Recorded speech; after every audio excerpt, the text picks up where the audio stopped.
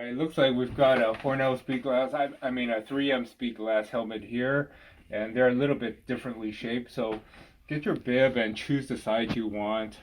Looks like we're gonna choose the blue. You know, when it gets dirty, you could just flip it over or throw it in a wash. Just make sure to follow the FR instructions. Here it's really important to start with the middle. There's two tabs in the middle. So you start with the corner of the tab and you push it in and you set it in really firmly, and you just start doing that with all of them. And I would say do it on the middle first. It kind of jumped ahead. So start with the middle and put the tabs all the way in. You know, take your time if you need. Set it all firmly in there until you got them all attached.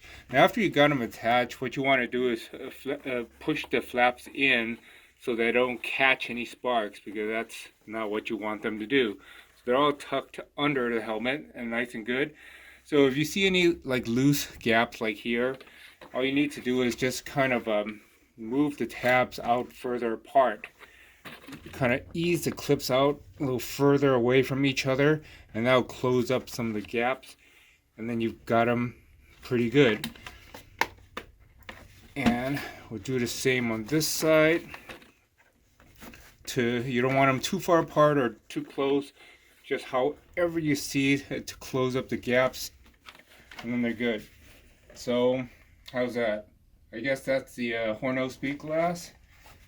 I mean 3M Speedglas, and you've got the helmet all attached up, and I think that's pretty good.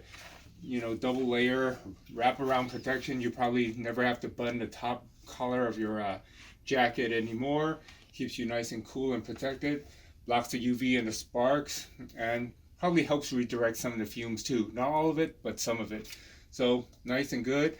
Lift your hood up, doesn't get in your eye. Pretty good. Yeah, I think that's pretty good. That's it. Nice.